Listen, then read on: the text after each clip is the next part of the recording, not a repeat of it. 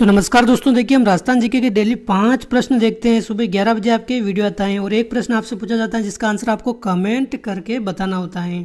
तो देखिए कल मैंने आपसे एक सिंपल सा प्रश्न पूछा था, किस शैली में पशु पक्षियों व जानवरों का महत्वपूर्ण स्थान है। तो देखिए इसका आंसर क्या हो जाएगा अपने बूंदी शैली। ऑप्शन ए है इसका करेक्ट आंसर। और देखिए बूंदी शैली का स्वर्णकाल किसे कहते हैं अपने स्वर्णकाल अगर पूछ ले तो अपने उमेद सिंह के शासनकाल को अपने बूंदी शैली का स्वर्णकाल कहा जाता है। तो ऑप्शन फर्स्ट हो जाएगा इसका करेक्ट आंसर।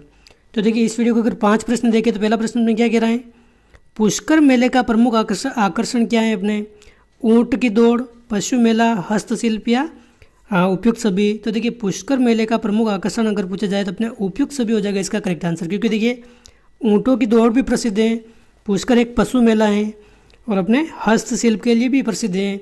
और देखिए पुष्कर मेले की अगर बात करें तो ये कब आयोजित होता है, कब बढ़ता है पुष्कर मेला अपने कार्तिक पूर्णिमा के दिन अपने पुष्कर मेला बढ़ता है। और सबसे ज़्यादा विदेशी पर्यटक भी अपने इसी मेले में आते हैं, ये भी आप ध्यान रखें, ये भी पूछा गया प्रश्न है।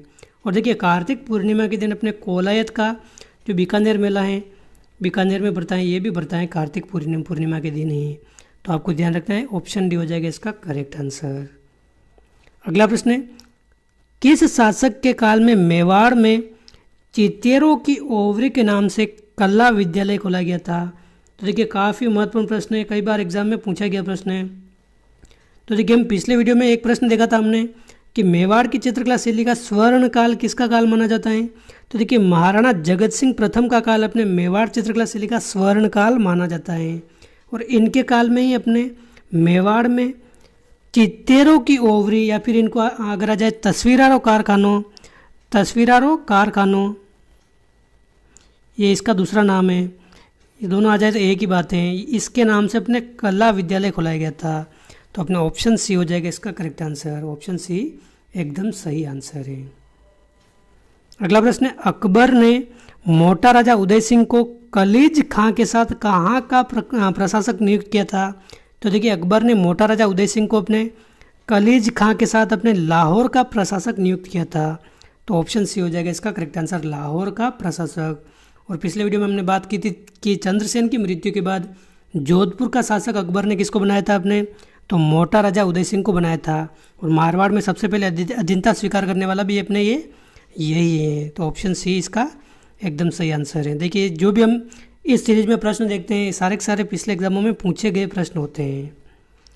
अगला प्रश्न है, राजस्थान में राजपूतों में पाती पर्वन की प्रथा को पुनर्जीवित करने वाला शासक कौन है। तो देखिए पाती पर्वन की प्रथा को पुनर्जीवित करने वाले शासक कौन है अपने राणा सांगा। ऑप्शन बी है इसका करेक्ट आंसर। देखिए जब 1527 में बाबर और अपने राणा सांगा के मध्य अपने खानवा का युद्ध हुआ था, तब यह प्रथा को अपने राणा सांगा के द्वारा अपनाया गया था।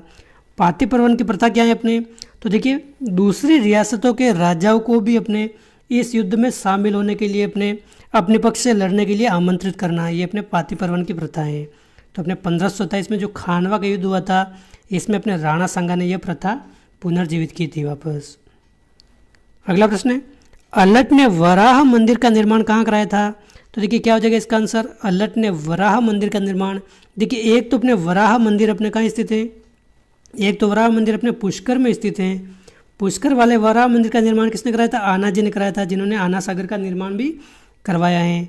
तो देखिए एक वराह मंदिर अपने पुष्कर में है और अल्लट के द्वारा जो वराह मंदिर का निर्माण कराया गया था ये अपने आहड़ में कराया गया था। ऑप्शन सी है इसका करेक्ट आंसर, आहड़ में अपने अल्लट के द्वारा वराह मंदिर का निर्माण कराया गया था। और देखिए आहड़ को अपने अल्लट के द्वारा अपने दूसरी राजधानी भी बनाया गया था, ये भी आप ध्यान रखें। अल्लट अपने कौन था, अपने गोहिल वंश का शासक था। ये प्रश्न पूछा गया है अपने कि किस वंश के शासक ने अपने आहड़ को एकदम एक तरह से देखा जाए तो राजधानी बनाया था, दूसरी राजधानी तो अल्लट ने बनाया था। और वराह मंदिर भी अपने अल्लट ने ही बनाया है। ऑप्शन सी है इसका करेक्ट आंसर।